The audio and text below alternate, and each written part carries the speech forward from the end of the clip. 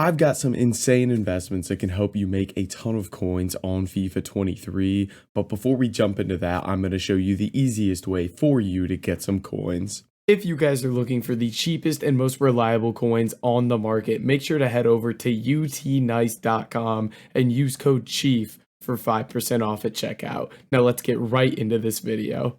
All right, boys, so diving into this video, we have one of the easiest investments of the year to help you guys get some guaranteed coins in this video. And there's a bunch of different things we can invest in. And the main thing we're going to be starting off with is looking at fodder cards. If you don't know what fodder is, essentially it's just kind of high rated rare golds that aren't very good in game. So they're pretty much just used for SBCs. Like a great example is Rodri here. He's only going to be used for his rating in SBCs because he's a very, very poor card. So why are we investing in fodder right now? It's essentially just because fodder is extremely low at the moment, specifically 85 rated fodder and higher. 85s typically we want to buy anytime they're anywhere near 7,000 coins, and tons of these 85s are super, super cheap. A lot of them getting under 7,000 coins at the moment. One example, Depay here, he's gone up a bit in price. He's about 7.3k, still a fantastic price to buy. Now, I'll show you the reason here just for starters on Footbin. So if you don't know what this is the Footbin cheapest by rating page. Essentially, it just shows you the cheapest players at every single rating. And honestly, 85s, 86s, 87s, 88s, 89s, these are all good to invest in. So I'm going to run through a couple of these and just kind of explain why these are all good. So 85s to start with, around 7,000 coins. This is a fantastic investment because 7,000 is essentially the cheapest they've been all year since like literally the first couple weeks of the game. They never get this low, and they can easily go to 10,000 coins, especially with the upcoming content we're expecting with Team of the Year. Fodder has done really well in the past, especially 83s, 84s, 85s, as we'll get a bunch of player SBCs, casino SBCs, and different things like that that should make these kind of cards rise. So 85s at 7,000 coins are an absolute no-brainer here. Now moving on to the 86s. 86s anytime they're near 12,000 coins are a great buy, and they are right at that range. They're going for about 12,000 coins at the moment. If we take a look, Edouard Mendy here, you can pick up easily for under 12k here. You could get them for 11k on bid.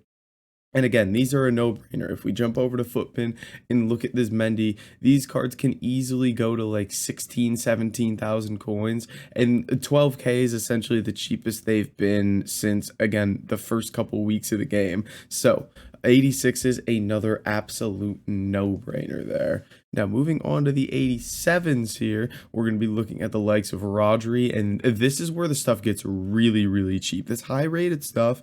And the reason for this is the high rated stuff, you kind of need very specific SBCs that one require very high rated squads, so they're expensive, but two, they're affordable enough to the point where enough people are completing them to make the price of these cards rise. So you'll see on the graph here, we're looking at Rodri, there's not as much fluctuation as like the 85s and 86s that we just looked at. And the reason for that, again, is because it needs a very specific type of SBC. But you can see when these cards do go up, these will be 23, 24k, which is a massive rise. You'll make a lot of coins off of him. So when I invest in fodder, what I typically do is I'll start out and I'll go to the Footbin cheapest by rating page that I was showing you. And I'll essentially just start out with the 85s here, and I'll go one by one down the page, and I'll just buy one of every single card here. So I'll start out and I'll go pick up a Depay. Now for me, I have a lot of coins here, so I typically just buy them for whatever price they're popping up for here. You can try and bid and snipe on these just to get them a little bit cheaper, just so that you can, squeeze some more coins out, some extra profit. But personally, I'm just going to go through one by one and buy each card.